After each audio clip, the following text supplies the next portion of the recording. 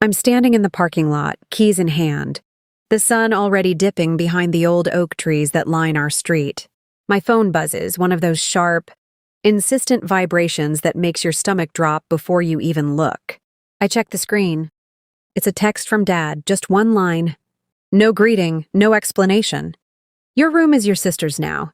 Come get your stuff from the lawn. For a second, I think it's a joke. I scroll up, looking for context, but there's nothing. No missed calls, no warning. I try the front door anyway, out of habit, but the key doesn't fit. The lock's been changed. I stand there staring at the brass doorknob. The chipped paint, the welcome mat that suddenly feels like a lie. My heart is pounding, but my mind is weirdly calm. I walk around to the side yard and there it is, my life. Boxed up and dumped on the grass. Clothes, books, the lamp I bought at a thrift store, my diploma in a cracked frame. Even my toothbrush tossed on top like an afterthought. I'm 26. I pay $200 a month in rent. I've never missed a payment. I do my own laundry, buy my own groceries, keep to myself. I'm not perfect, but I'm not a burden. I stare at my things, half expecting someone to jump out and yell, "Surprise!" But the only sound is the neighbor's dog barking and the distant hum of traffic. I check my phone again. Another text, this time from Mom. "Don't make a scene. Your sister needs the space. We'll be out for dinner. Please be gone by the time we get back." I don't call. I don't beg. I don't even cry.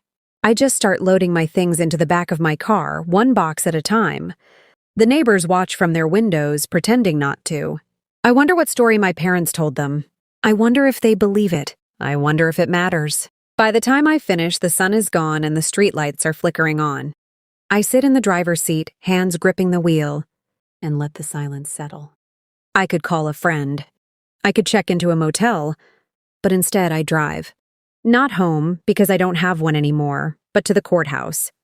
The building is closed, but I park outside anyway, staring at the stone steps, the columns, the flag fluttering in the night breeze. I think about all the times my parents told me to be responsible, to act like an adult. I think about the rent checks, the chores, the years of trying to prove I belonged. I sleep in my car that night, the boxes stacked around me like a fortress. I dream of locks clicking shut, of voices whispering behind closed doors. In the morning, I'm the first one in line when the courthouse opens. The clerk looks at me with tired eyes, but she listens as I explain. I show her the texts, the rent receipts, the photos of my things on the lawn. She nods, hands me a stack of forms, and tells me to fill them out. "You have rights," she says. "Don't let them take that from you." I spend the day filling out paperwork, making copies, waiting in line. I call a lawyer, a friend of a friend, who agrees to meet me for coffee. He listens, asks questions, takes notes. "This is illegal," he says. "They can't just throw you out. Not without notice. Not when you've been paying rent." He helps me file an emergency motion. By the end of the day, I have a court date, Friday morning. I crash on a friend's couch that night, my phone buzzing with messages from my sister. "Don't be dramatic," she writes. "You knew this was coming."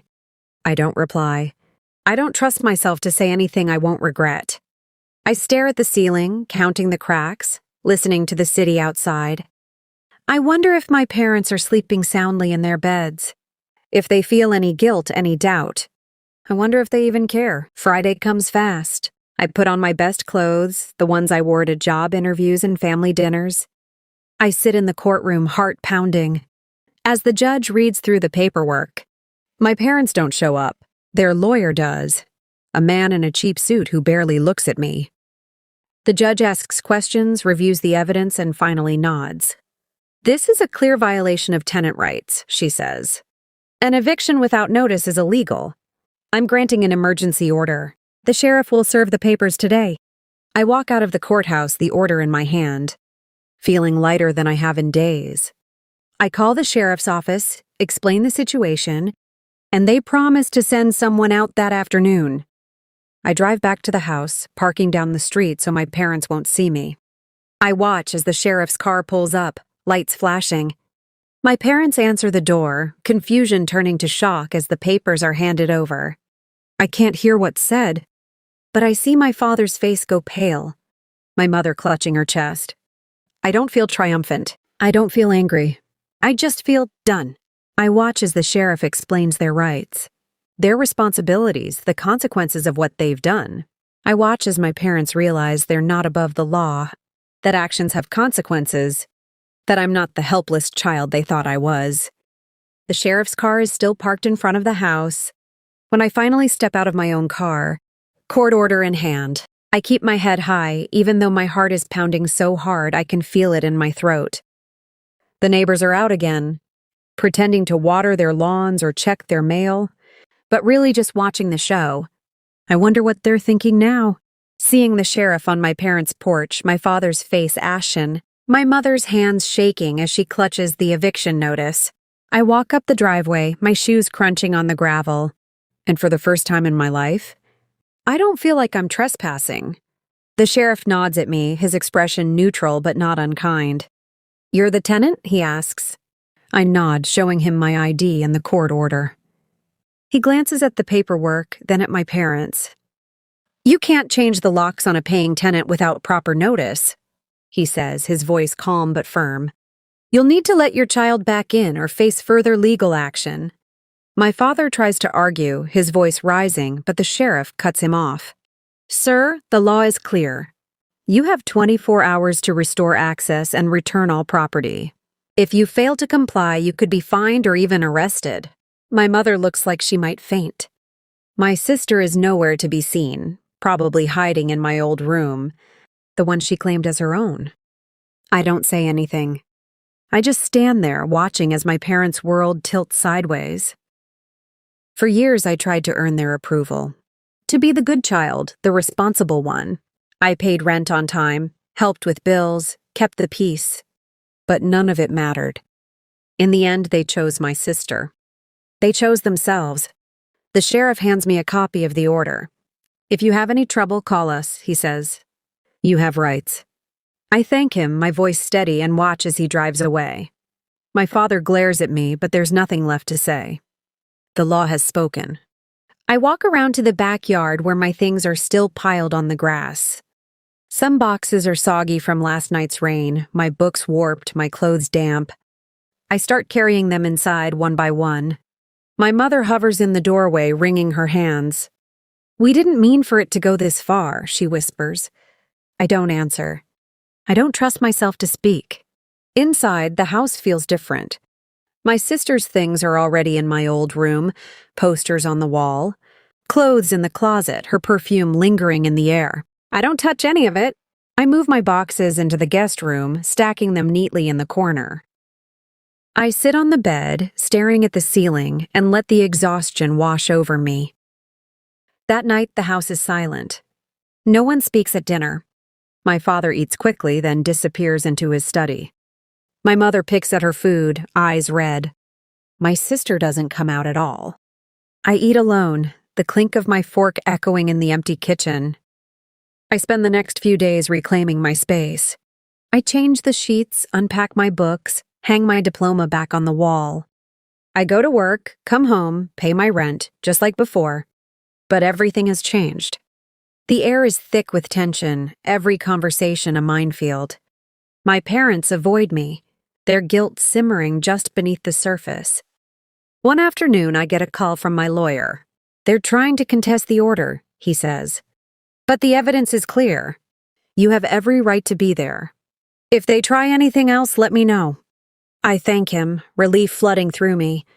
For the first time, I feel like I have power. Like I'm not just surviving, I'm fighting back. A week later, I come home to find my father waiting for me in the living room. He looks tired, older than I remember. "We need to talk," he says. I sit across from him, arms folded. He takes a deep breath, struggling to find the words. "I'm sorry," he says finally. "We shouldn't have done what we did. It wasn't fair."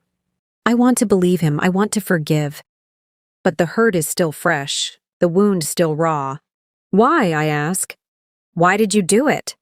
He looks away, shame flickering across his face. "Your sister, she needed a place. We thought you'd be fine. You always are." He shrugs, helpless. "We didn't think you'd fight back."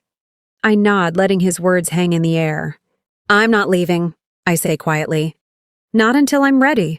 Not until I decide. He nods, defeated. I understand. The days pass. The house is quieter, the tension slowly easing. My sister avoids me, embarrassed or angry. I can't tell which. My mother tries to make peace, leaving little notes, cooking my favorite meals. I accept her gestures, but I don't forget. I start looking for my own place, somewhere I can finally call home. I save every paycheck, make lists, tour apartments. I realize I don't need their approval, their love, or even their apology. I just need my own space, my own life. On my last night in the house, I pack my things in silence. My mother hugs me, tears in her eyes. My father stands in the doorway, hands in his pockets, unable to meet my gaze. My sister watches from the stairs, silent. I leave my keys on the kitchen table, close the door behind me, and step into the night. I drive away, the house shrinking in my rearview mirror. I don't look back. I move into my new apartment on a rainy Saturday. The kind of rain that soaks you through before you even reach the door. The place is small, just a studio, with creaky floors and a view of the alley, but it's mine. I set my boxes down, take a deep breath, and listen to the quiet. No footsteps overhead, no voices arguing in the next room, no one telling me what I can or can't do. For the first time in years, I feel a strange, giddy sense of freedom. I spend the weekend unpacking, arranging my books on the shelves, hanging my diploma above the desk. I buy a cheap rug, a secondhand lamp, a plant for the windowsill. Each little thing feels like a victory, a piece of myself I get to choose. I text a photo of my new place to a few friends, and they reply with congratulations and plans to visit. I don't tell them everything that happened. I just say it was time for a change. A week passes. I settle into a routine: work, groceries, evenings spent reading or watching old movies. My phone buzzes with messages from my mother, sometimes my sister, but I don't always reply. I need space. I need time to remember who I am when I'm not fighting to be seen. One afternoon, there's a knock at my door. I open it to find the sheriff standing there, rain dripping from his hat. For a split second, my heart leaps into my throat, but he just smiles and hands me an envelope. "Just wanted to let you know," he says. "Your parents dropped the contest. The courts closed the case. You're in the clear." Relief floods through me, so strong I have to lean against the door frame. "Thank you," I say, and I mean it. After he leaves, I sit on the floor and let myself cry. Not out of sadness, but out of sheer relief. I think about everything I've lost, but also everything I've gained. I have a home. I have peace. I have a future that's finally my own. A few days later, my mother calls. This time I answer. Her voice is soft, hesitant. "I just wanted to hear your voice," she says. There's a long pause. "We miss you." I close my eyes, listening to the rain against the window. "I know," I say, "but I need this. I need to be on my own for a while." She sighs, but she doesn't argue. "I understand. I hope you'll come for dinner sometime." I promise I will, but we both know it won't be soon. My sister texts me late one night. "I'm sorry," she writes. "I didn't know they'd do that. I just wanted your room. I didn't want you gone." I stare at the message for a long time before replying. "I hope you like the room," I type. "Take care of them." She sends a heart emoji, and that's the end of it. As the weeks turn into months, the pain fades. I make new friends, try new things, start to dream again. I realize that family isn't just the people you're born to. It's the people who show up, who stand by you, who let you be yourself. I find that in unexpected places. A neighbor who brings me soup when I'm sick. A coworker who invites me to game night. A barista who remembers my order. One evening, as I'm walking home from work, I pass by my old street. The house looks the same shutters, same porch light, same patchy lawn. But I don't feel the old ache anymore. I don't feel anger or regret. I just feel free. I keep walking, the city lights bright ahead of me, the future wide open. I know my parents will never fully understand why I left, or how much their choices hurt. Maybe one day they'll see me not as a child, or a tenant or a problem to be solved, but as a person with a life of my own. Maybe not, Either way, I'm done waiting for their approval. I unlock my apartment door, step inside, and close it behind me. The quiet is mine now. The space is mine. My life is mine. And for the first time, that's enough.